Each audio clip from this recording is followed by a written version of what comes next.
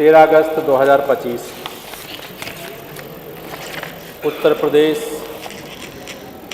इस विधानसभा के इतिहास की ऐतिहासिक तिथि के रूप में दर्ज हो रहा है, जिसमें विकसित भारत और विकसित उत्तर प्रदेश के संकल्प को सफल बनाने के लिए आज हम सब लोग यहाँ पर 24 घंटे की अनवरत चर्चा के लिए बैठे हैं।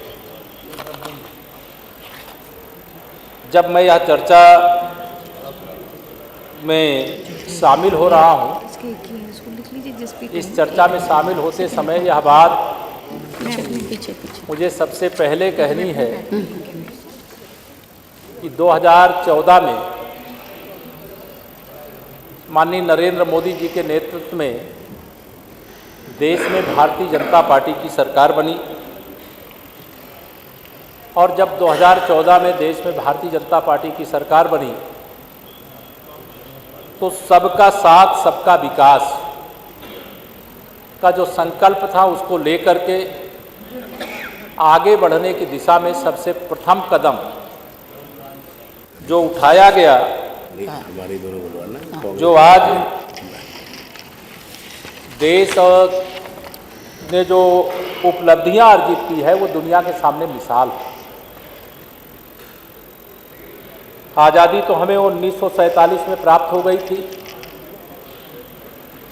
लेकिन विजन विहीनता के कारण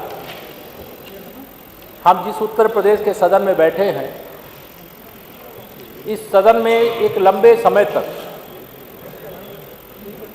पहले कांग्रेस की सरकार थी, बीच के कार्यकाल में सपा भी आई, बसपा भी आई, हमको भी अवसर बीच में भी मिला था, लेकिन 2014 में देश में और फिर 2017 में प्रदेश में जब सरकार बनाने का हमें अवसर मिला, तो आज जब मैं यहाँ खड़ा हूँ तो अगर हम देश की दृष्टि से देखें तो दुनिया की सबसे बड़ी आबादी वाला देश कौन है, तो वो भारत है। दुनिया में जिस मैं पार्टी का कार्यकर्ता हूँ, इस सदन में भारतीय जनता पार्टी के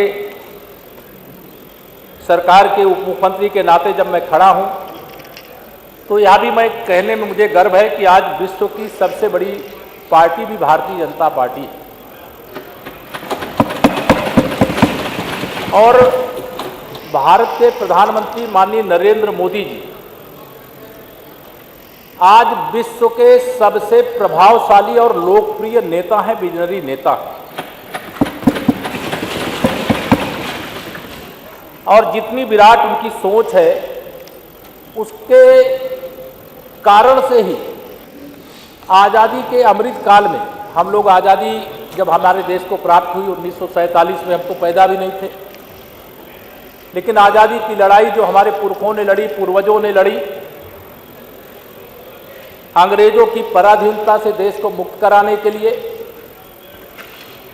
उनका स्वप्न ये था कि भारत जब आज़ाद होगा तो आज़ाद भारत में हमारा देश भी जैसे दुनिया के अन्य देश, भारत के साथ बहुत सारे ऐसे भी देश हैं जो आज़ादी प्राप्त किए लेकिन आज वो विकसित राष्ट्र के रूप में जाने जाते हैं। मैं दुनिया की चर्चा नहीं कर रहा हूं, अभी चूंकि उत्तर प्रदेश से जुड़ा हुआ है, तो भारत की आज़ादी भी 1947 में जब प्राप्त हुई तो देश के अधिकांश राज्यों में उस समय कांग्रेस की सरकार हुआ करती थी। आज जब हम 2047 का सूर्योदय विकसित उत्तर प्रदेश में यानी विकसित भारत में देखना चाहते हैं, तो इस विषय पे विचार जरूर हम सब लोगों को करने की आवश्यकता है। दलगत राजनीति से ऊपर उठ करके विचार करने की आवश्यकता है कि वह कौन सा कारण है कि उत्तर प्रदेश जैसा सबसे बड़ी आबादी वाला राज्य, सभी प्राकृतिक संसाधनों से परिपूर्ण राज्य, सबसे अधिक परिश्रम करने वाले लोगों का राज्य, सबसे अधिक नदियों वाला राज्य और इसके बाद भी हम पीछे रह गए।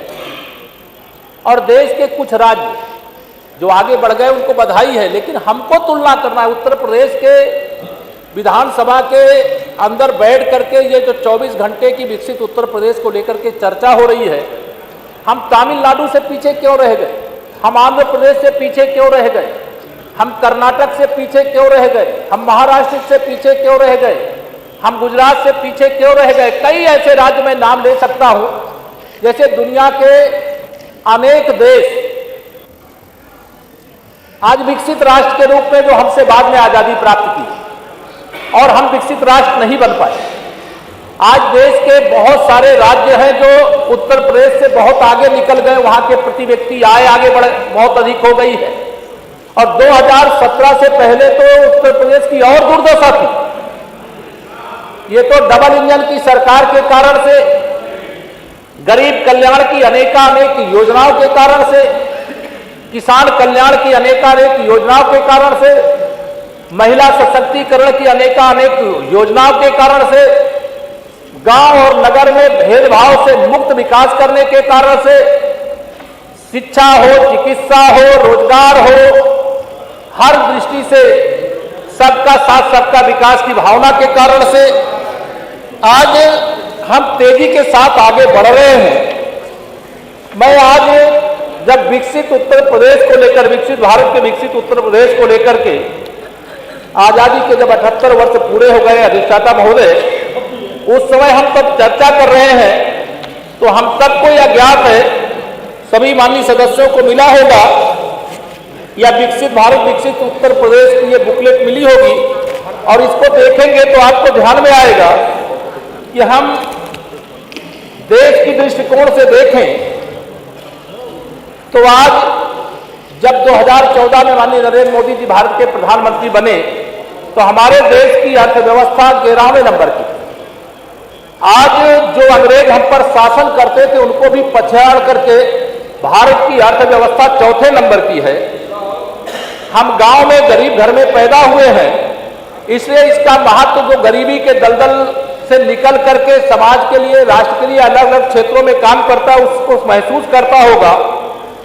प्रधानमंत्री आवास योजना, लोगों को लगता होगा कि 4 करोड़ घर प्रधानमंत्री जी ने बनाया, मुख्यमंत्री जी ने बनाया, तो यह 4 करोड़ घर के कारण कितने गरीब जो झोपड़ियों में रहते थे, जो कच्चे घर में रहते थे, जो वर्षा हो जाए तो रात के समय पानी टपकने लगता था, तो कैसे परिवार को भीगने से बचाए, इस संकट को झेलते थे। आज 4 करोड़ लोगों को प्रधानमंत्री आवास योजना के अंतर्गत आवास देने का काम, 10 करोड़ लोगों को उज्ज्वला योजना में गैस का कनेक्शन देने का काम, 55 करोड़ लोगों को आयुष्मान भारत योजना से इलाज करने की व्यवस्था करने का काम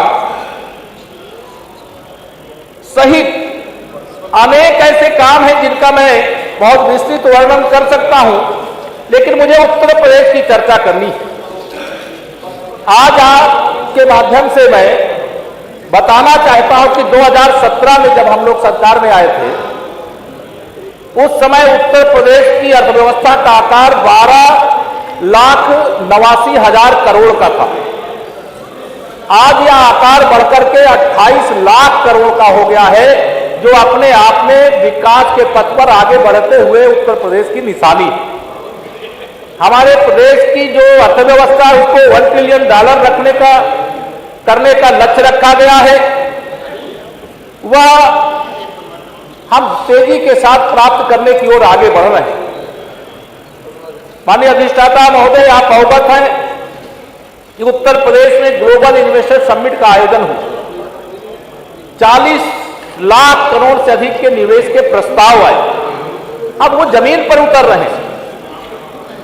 अभी जब हम विकसित उत्तर प्रदेश की चर्चा कर रहे हैं तो यह भी हमें चर्चा डिफेंस कॉरिडोर उत्तर प्रदेश में है, लेकिन उत्तर प्रदेश एक आज ऐसा प्रदेश है कि अभी ऑपरेशन सिंदूर के समय उत्तर प्रदेश की धरती पर बनने वाली ब्रह्मोस मिसाइल, जिसे सटीक निशाना लगा करके देश के दुश्मनों का काम तमाम करने का काम किया था, और दुनिया की बड़ी बड़ी जो सामरिक महाशक्तियां हैं वो चकाचौंध हो गई। तो यह उत्तर प्रदेश की एक ऐतिहासिक उपलब्धि रही है। हमारा डिफेंस कॉरिडोर, औद्योगिक पार्क, इलेक्ट्रॉनिक मैन्युफैक्चरिंग हब, ये ऐसे काम अलग अलग क्षेत्रों में हुए हैं जिनका वर्णन जितना किया जाएगा वो कम है।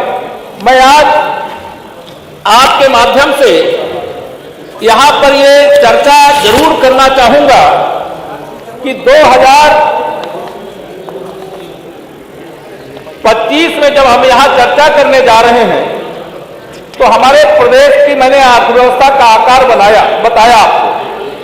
2023 और 24 के आंकड़े के अनुसार उत्तर प्रदेश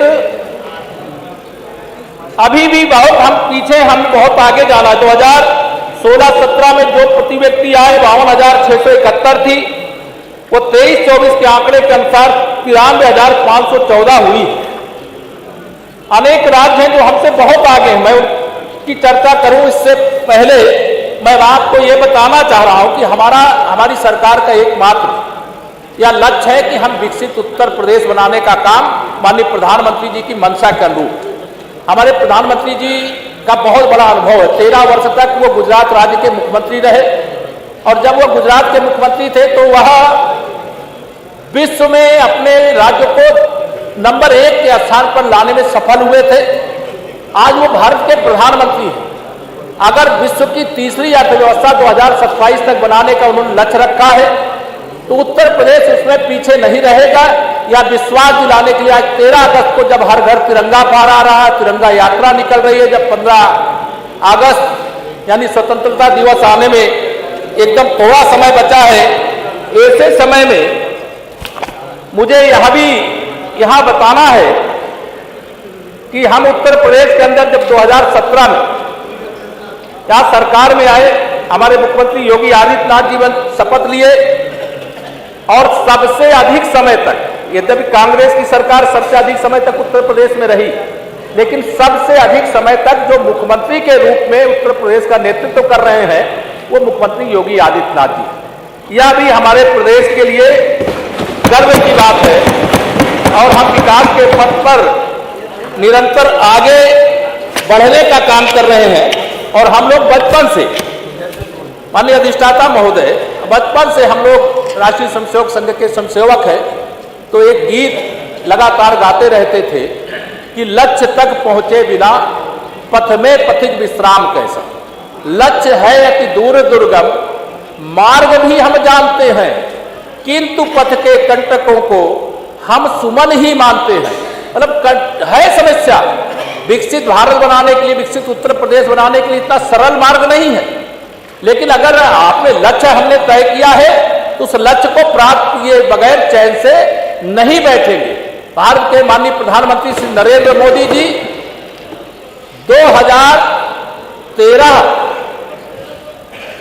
13 वर्ष तक गुजरात के मुख्यमंत्री रहे और 11 वर्ष तक प्रधानमंत्री के रूप में, यानी लगातार 24 वर्ष तक संवैधानिक पद पर रहने का एक रिकॉर्ड बनाने का काम किया है। और मैं आज उत्तर प्रदेश विधानसभा की ओर से यह बधाई देना चाहूंगा, पूरे विश्व के अंदर माननीय नरेंद्र मोदी जी ही एक ऐसे नेता हैं जिन्होंने दुनिया के 27 देशों का सर्वोच्च सम्मान प्राप्त किया है। इसकी भी मैं बधाई देना चाहता हूं और यह दुनिया में दूसरा नेता कोई नहीं यह सम्मान प्राप्त कर सका है। आज यह हमारे लिए गर्व की बात है और पूरे दुनिया में भारत का सम्मान बढ़ रहा है, प्रदेश की ख्याति बढ़ रही है, प्रदेश आगे बढ़ रहा है। इसलिए मैं आज यहां पर विशेष तौर से हमारे जो विपक्षी साथी बैठे हैं उन सबको यह बताना, क्योंकि जिन विभागों के माध्यम से आज 13 तारीख को हम लोग उत्तर प्रदेश की 14 लखपति दीदियां जो माननीय प्रधानमंत्री जी की ओर से आमंत्रित की गई है स्वतंत्रता दिवस समारोह में विशेष मेहमान के रूप, उनको मैं विदाई देकर के आया और 3 करोड़, हम उत्तर प्रदेश में 30 लाख लखपति दीदी बनाने का काम कर रहे हैं जो गरीब घरों से आती थी, जो 1000 रुपए महीने नहीं कमाती थी, आज 3-3, 4-4 लाख रुपए महीने कमाने का काम कर रही है।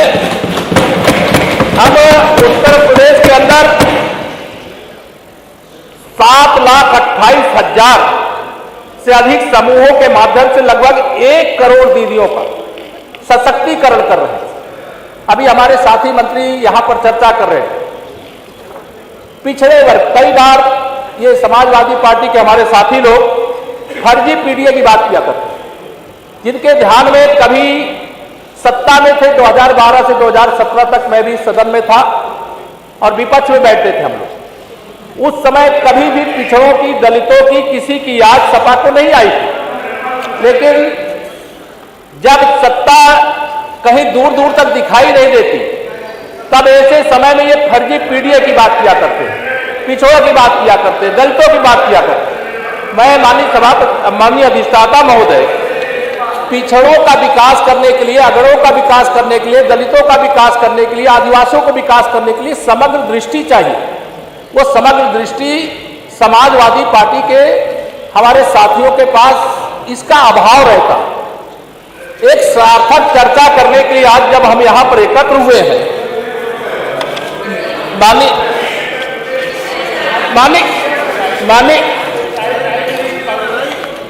माननीय अधिष्ठाता महोदय, हम उत्तर प्रदेश आज विकास के पथ पर आगे बढ़ रहा और विकास के पथ पर आगे बढ़ाने की दृष्टि से लगातार जो काम हुआ है, यहाँ पर बैठे हुए सदन में जितने भी हमारे सदस्य साथी हैं, वो इस बात को साक्षी, मुझे 2012 से 2017 का कार्यकाल भी याद है। उत्तर प्रदेश किस प्रकार से अराजकता के दौर से गुजर रहा था, अपराध चरम सीमा पर था, भ्रष्टाचार पर अंकुश उस समय नहीं लगाया जा सकता था, गरीब आदमी का चतुर्दिक शोषण हुआ करता था। लेकिन आज मुझे यह कहते हुए गर्व है कि हम जिस पार्टी के कार्यकर्ता हैं, उस पार्टी के एक एक कार्यकर्ता का माननीय प्रधानमंत्री जी से लेकर के, माननीय मुख्यमंत्री जी से लेकर के, मेरे मंत्री परिषद के जो साथी हैं, मेरे सदन के जो साथी हैं, सबका एक भाव रहता, तेरा वैभव अमर रहेगा, हम दिन चार रहे ना रहे। इस भाव से भरे हुए, इस संकल्प को लिए हुए दिन रात काम करने वाले लोग हैं। आप सत्ता तो चाहते हैं, जनता की सेवा नहीं करना चाहते। अगर जनता की सेवा करते तो सत्ता में हम नहीं आते, सत्ता में आप होते। आपको जनता ने विदा किया, आपको जनता ने विदा कर दिया। 2000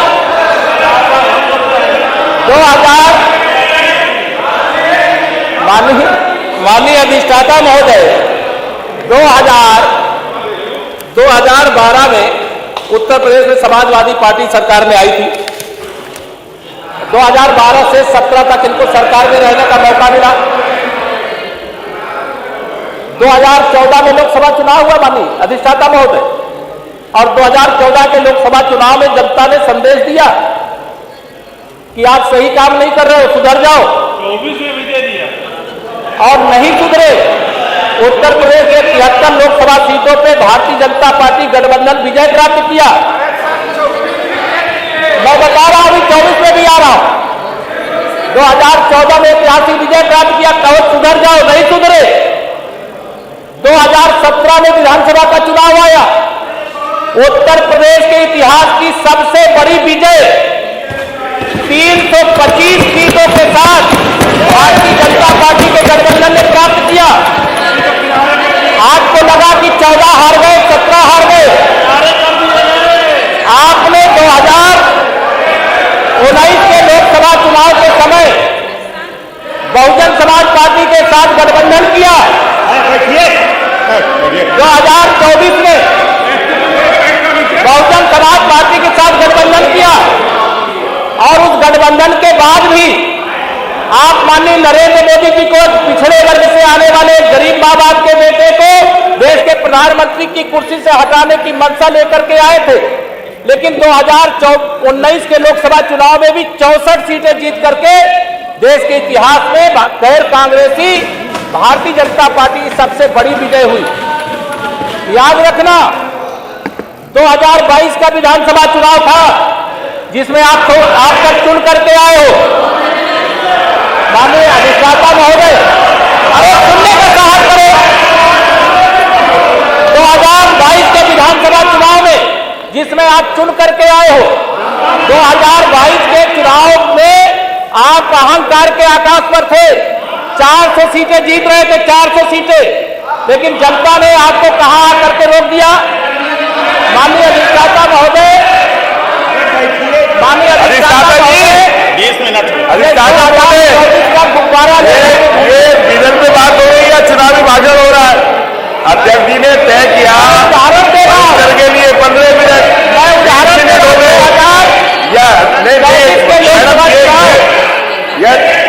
कितने बजे तक चले ये बता दीजिए आप। इतना परेशान क्यों हो रहे हो? नहीं, कितने बजे तक चलेगा ये बताइए ना। क्यों हो रहे हो? ये विजन है। 2024 के लोकसभा चुनाव का जो गुब्बारा फूला था ना, ये केवल यूपी में नहीं फूला था, ये महाराष्ट्र में भी फूला था, ये हरियाणा में भी फूला था। लेकिन वहां विधानसभा चुनाव हुए और विधानसभा चुनाव में उत्तर प्रदेश के लिए याद रखना, महाराष्ट्र के विधानसभा चुनाव में भारतीय जनता पार्टी महाराष्ट्र इतिहास की सबसे बड़ी विजय प्राप्त की है वह लोकसभा चुनाव के बाद। हरियाणा प्रदेश में ऐतिहासिक विजय प्राप्त की है वो विधानसभा चुनाव के बाद। और अभी बिहार का चुनाव होने जा रहा, आप रिजल्ट देखिएगा, बिहार में भी ऐतिहासिक विजय प्राप्त करेंगे। लेकिन लक्ष्य क्या है? उत्तर प्रदेश का विकास और प्रदेश का विकास। देश और प्रदेश के विकास के लिए हम संकल्प हैं, गरीब के विकास के लिए हम संकल्प हैं। गरीबों के साथ अन्याय न होने दिए हैं, न होने देंगे। किसानों के उत्थान के लिए समर्पित है।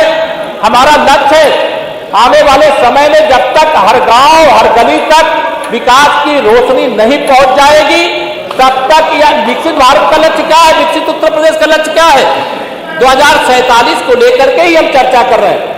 इस चर्चा को एक सार्थक दृष्टिकोण से आगे बढ़ाने का काम करिए।